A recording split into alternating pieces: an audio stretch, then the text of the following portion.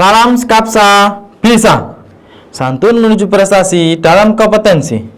Oke belajar Skapsa, pada mata pelajaran PSPTKR kelas 11 semester genap, hari ini kita akan membahas diferensial atau biasa disebut juga dengan gardan. Untuk itu mari kita simak materi berikut ini. Oke pelajar Skapsa, untuk mata pelajaran PSPTKR kali ini materi yang akan kita bahas yaitu sistem diferensial atau biasa disebut juga dengan gardan. Sebelum kita lanjut ke materi, saya akan menjelaskan dulu apa tujuan pembelajaran kali ini. Nah, yaitu yang pertama, siswa dapat memahami tentang sistem diferensial. Itu yang pertama. Yang kedua, siswa dapat menjelaskan bagian-bagian sistem diferensial. Yang ketiga, siswa dapat merawat sistem diferensial. Dan yang keempat, siswa dapat menjelaskan fungsi sistem diferensial. Nah, yang pertama, apa sih itu diferensial atau biasa disebut juga dengan gardan? Nah, gardan adalah salah satu komponen paling penting yang ada pada kendaraan bermotor, khususnya kendaraan roda 4 atau lebih. Gardan atau diferensial ini adalah salah satu komponen yang masih termasuk bagian dari sistem penggerak kendaraan, sehingga keberadaannya sangatlah diperlukan. Dan fungsi utama dari gardan ini adalah untuk meneruskan tenaga putar yang dihasilkan oleh mesin mobil menuju roda penggerak yang sebelumnya tenaga putar ini dihubungkan ke sistem kopling sampai transmisi, terus ke batang propeller, dan selanjutnya adalah gardan. Jadi sistemnya melalui kopling dulu, setelah itu masuk ke transmisi ke batang propeller, dan selanjutnya baru gardan. Itu adalah fungsi utama dari gardan atau diferensial.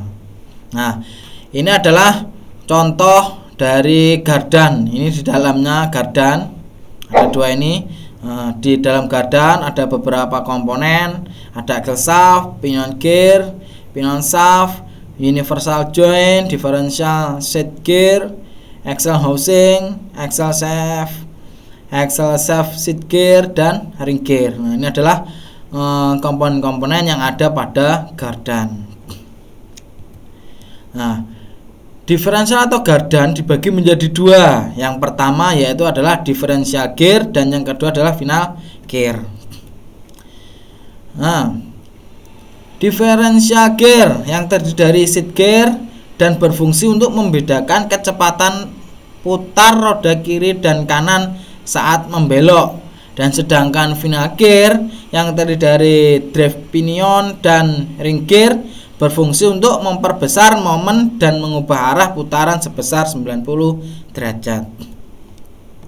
Nah, ini adalah konstruksi diferensial. Ada beberapa komponen, ada sekitar 18 komponen. Ya, yang pertama tadi adalah mur, dan yang kedua adalah penghubung poros, dan yang ketiga seal poros pinion, keempat bantalan poros pinion, yang kelima rumah penggerak aksel, keenam tutup bantalan, yang ketujuh pipa pembatas, yang kedelapan poros pinion, yang kesembilan bantalan rumah diferensial, ke-10 rumah diferensial, 11 roda gigi corona, 12 poros roda gigi pinion, yang ke-13 roda gigi samping, 14 bantalan poros pinion, 15 roda gigi pinion, 16 gasket, 17 ring roda gigi samping, dan 18 roda gigi pinion.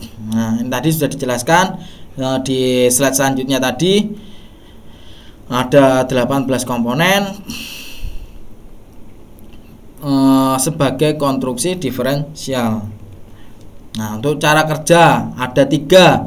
Yang pertama, saat jalan lurus, drive pinion ini memutar ring gear memutarkan differential case, terus differential case menggerakkan pinion gear melalui pinion shaft, dan pinion gear memutarkan seat gear kiri dan kanan dengan RPM yang sama, karena tambahan roda kiri dan kanan sama, sehingga menyebabkan putaran roda kiri dan kanan sama. Jadi RPM A sama dengan B. Ini Ini adalah gambar saat jalan lurus. Terus yang kedua, cara kerja saat belok kanan. Nah, drive pinion memutarkan ring gear memutarkan differential case menggerakkan pinion gear melalui pinion shaft, dan pinion gear memutarkan seat gear kiri mengitari seat gear kanan. Karena tahanan roda kanan lebih besar, sehingga menyebabkan putaran roda kiri lebih besar dari roda kanan. Nah, ini rumusnya. Jadi RPM A lebih besar dari B. Ini A lebih besar dari B. Terus yang ketiga, cara kerja belok kiri.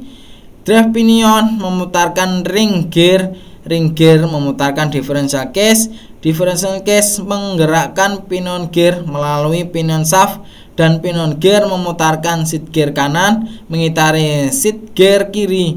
Karena tahanan roda kiri lebih besar, sehingga menyebabkan putaran roda kanan lebih besar dari roda kiri. Nah, ini rumusnya. RPM A lebih kecil dari B. Ini A lebih kecil dari B. Jadi perbedaan antara belok kanan dengan belok kiri, RPM-nya kalau yang kanan tadi RPM A lebih besar dari B, kalau kiri RPM A lebih kecil dari B. Kalau yang tadi, yang lurus tadi, RPM A sama dengan RPM B. Terus yang keempat, satu roda masuk lumpur. Saat salah satu roda masuk lumpur, maka roda yang masuk lumpur tersebut mempunyai tahanan yang besar dan menyebabkan sulitnya mengeluarkan roda dari lumpur. Nah, itu tadi penjelasan materi kali ini mengenai gardan. Cukup singkat saja. Nah, untuk tugas ada 3. Yang pertama, jelaskan apa yang dimaksud dengan gardan. Yang kedua, sebutkan dan jelaskan fungsi dari bagian utama diferensial. Dan yang terakhir, sebutkan komponen yang ada pada diferensial. Untuk tugas, silahkan dikerjakan di buku tulis. Jadi kalau bisa jangan diketik, harus ditulis tangan. Di buku tulis jangan lupa diberi nama dan kelasnya masing-masing. Silahkan nanti dikumpulkan ke Google Classroom. Baiklah belajar Skapsa, demikian materi hari ini mengenai gardan. Untuk pengumpulan tugas melalui Google Classroom, jangan lupa like dan komen untuk mendukung program ini. Klik subscribe dan tekan tombol lonceng supaya tidak ketinggalan informasi. Dan share jika menurut kalian video ini bermanfaat untuk orang lain. Sampai jumpa di video kita selanjutnya. Salam Skapsa bisa.